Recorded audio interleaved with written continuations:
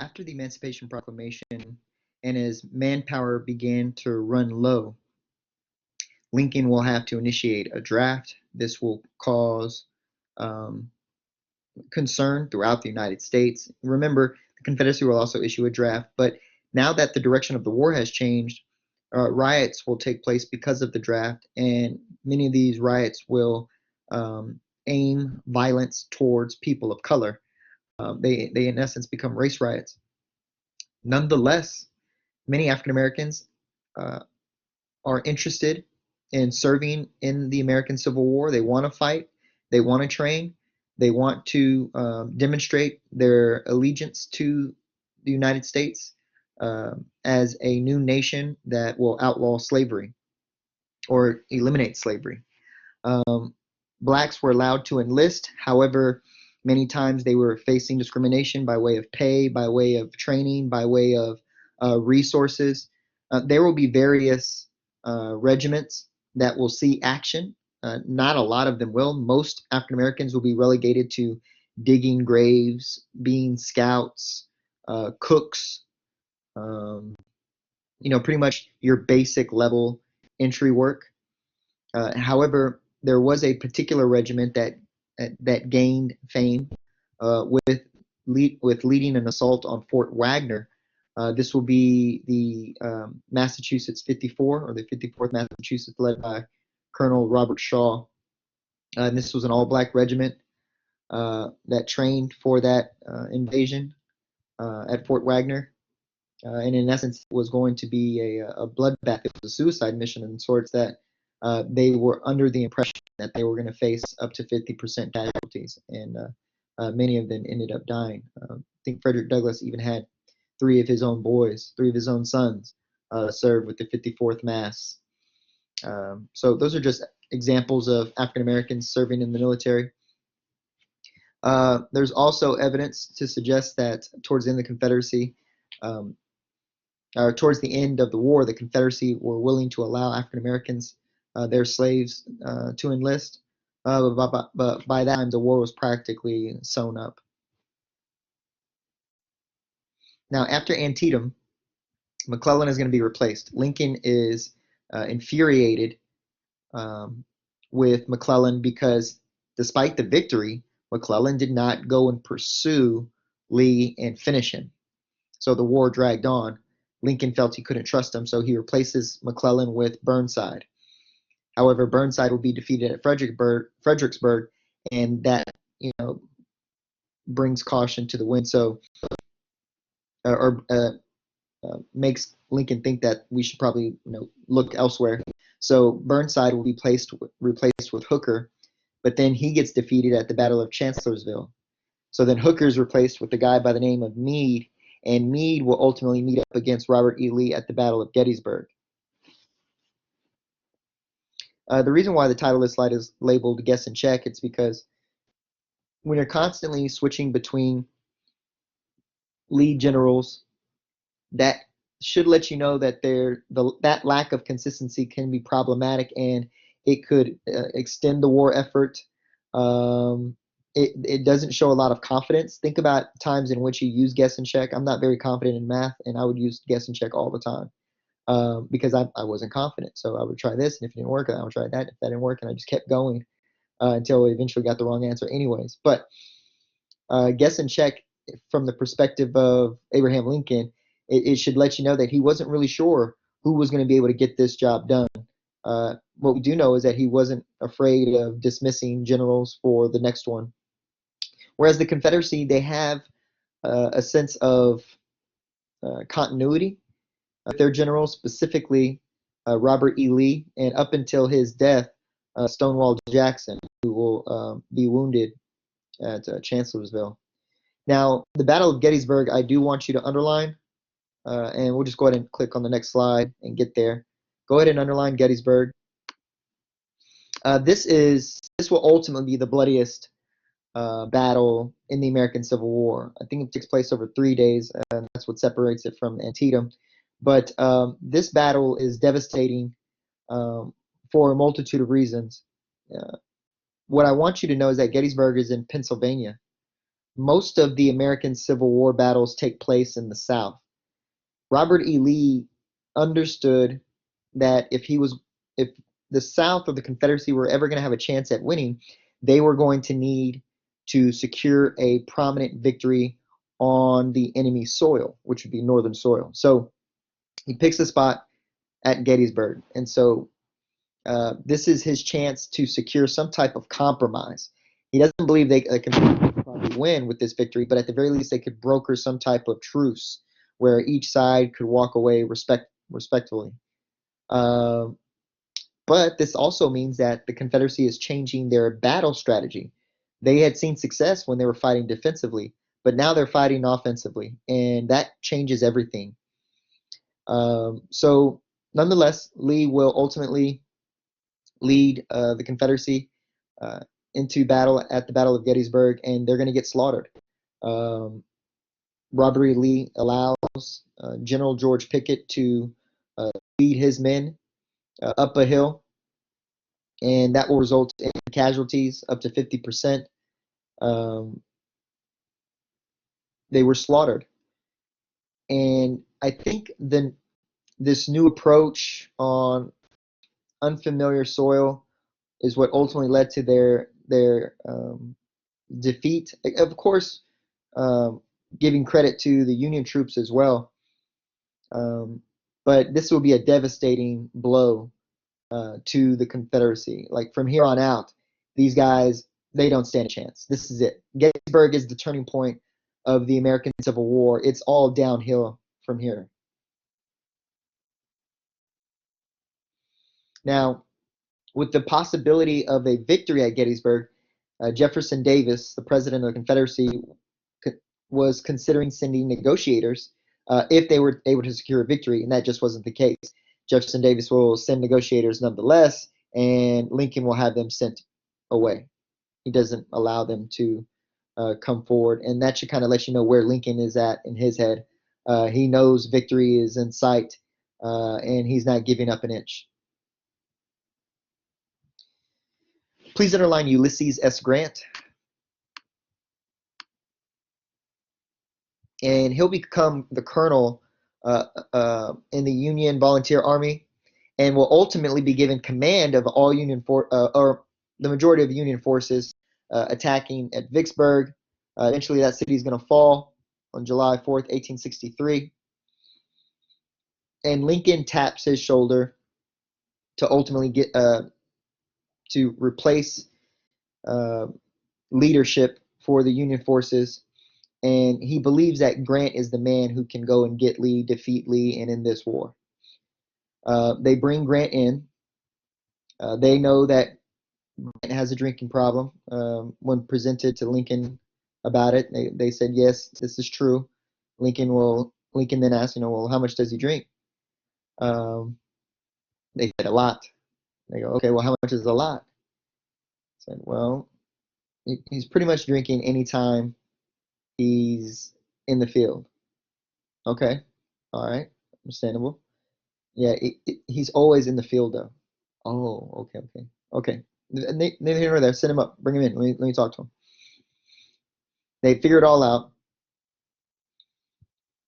Grant has a request in that yes, he will do exactly what Lincoln wants. Go find Robert E. Lee and defeat Robert E. Lee, but he's going to need his right hand man to handle the South as he sees fit. And they go, okay, sure. Well, who did you have in mind? Grant suggests this man by the name of William Tecumseh Sherman. I want you guys to underline his name.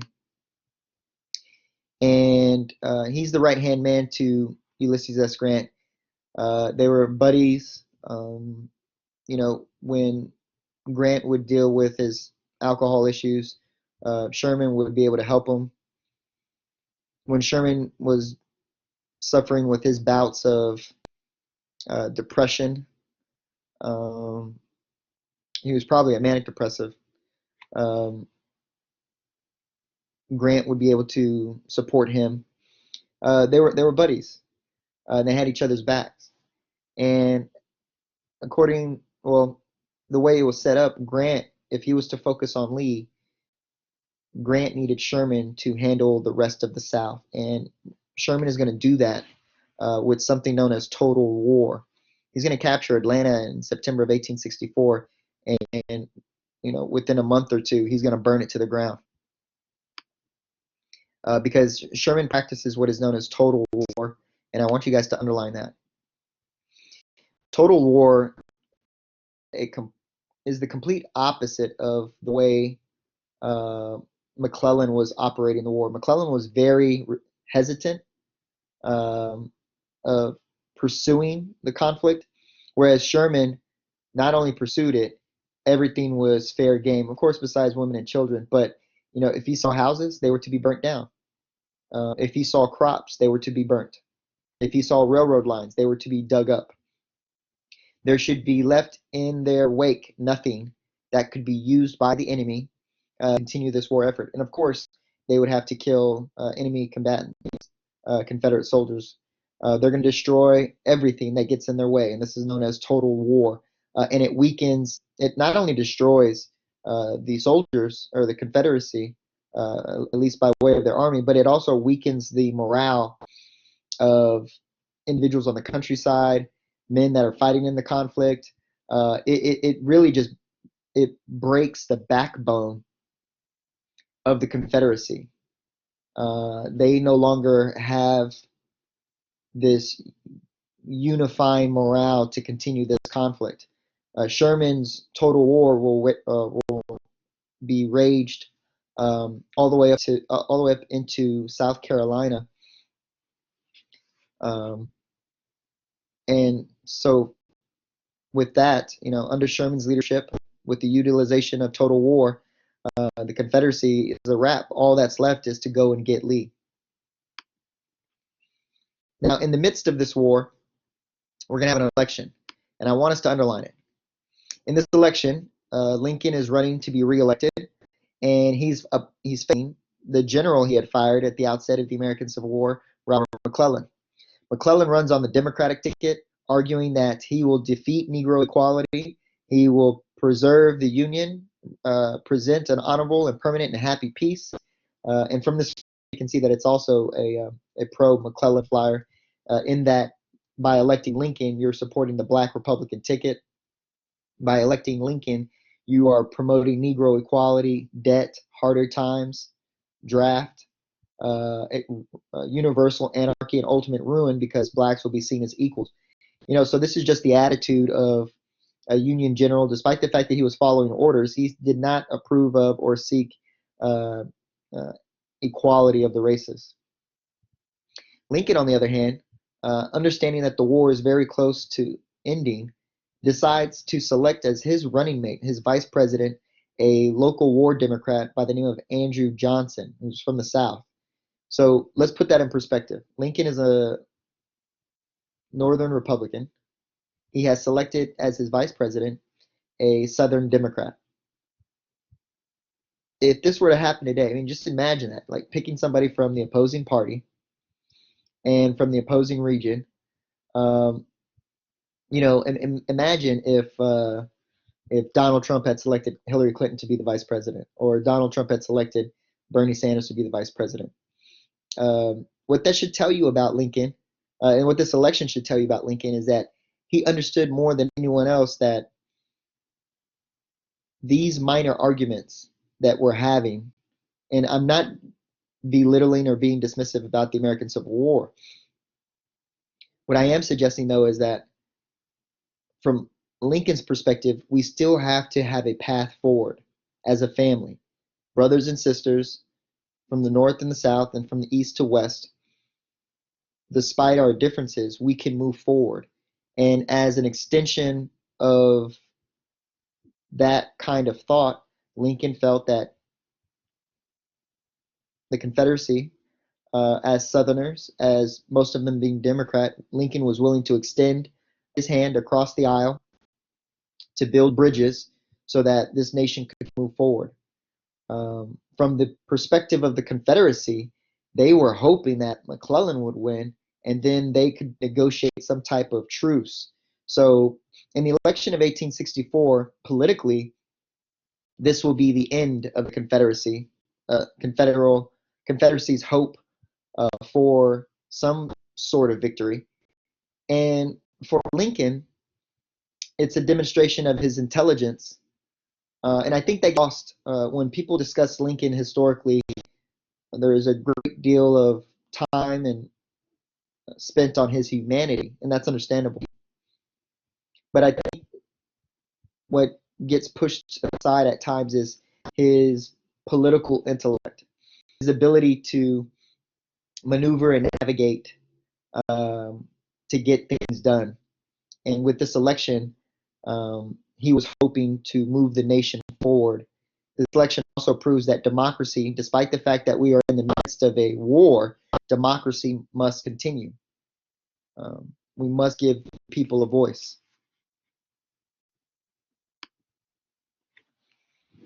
Now, ultimately, General Grant will lead an assault on the Confederate capital of Richmond. If you recall, Robert E. Lee is a son of Virginia, and he felt that, well, if I can't find Lee, I'm going to make him come find me. And he attacks Richmond. Lee will, rush to defend the capital of Virginia. Thousands of Union soldiers will be killed within a matter of minutes, but Grant had no problem understanding that if this were to be a battle of attrition, the Union would ultimately come out on top. Robert E. Lee would eventually be cornered and be forced to surrender. On April 9th, 1865, Robert E. Lee was forced to surrender the Army of Northern Virginia, a significant portion of the Confederate Army at large, at the Appomattox Courthouse. I want you to underline the Appomattox Courthouse. This will effectively end the American Civil War. The surrender of Robert E. Lee's forces to General Ulysses S. Grant.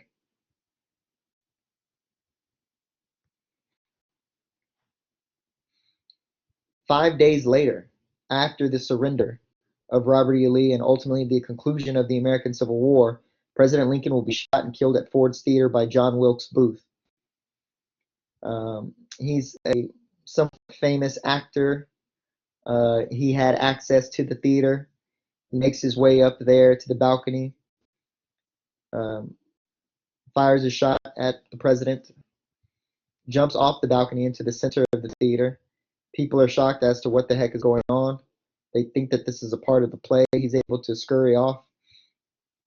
Lincoln is in a critical state. They're not able to get him to a hospital. They transfer him to across the street to a hotel where he will pass away the next morning. Andrew Johnson, a Southern Democrat, is now president of the United States. John Wilkes Booth will eventually be caught and killed for his actions for assassinating the president of the United States.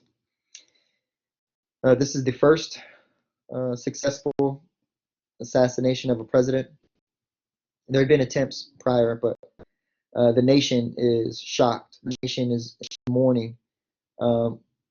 We just got out of a civil war in hopes that we could move forward, and Lincoln thought we could move forward, but in reality, he will, lose his life to an assassin's bullet. When it's all said and done, go ahead and underline the Civil War. This is a conflict between Union forces and Confederate forces. The South will argue it was a war over states' rights. The North will argue that this was a war to preserve the Union, and that the only way to preserve the Union would be to ultimately end slavery. This is a war to end slavery. 600,000 lives are going to be lost, $15 billion in costs. The Civil War is a test of our democracy. It's a testament of America's character. If there ever was a moment in time up to this moment that defined America for what it pretends to stand for, it would be this war.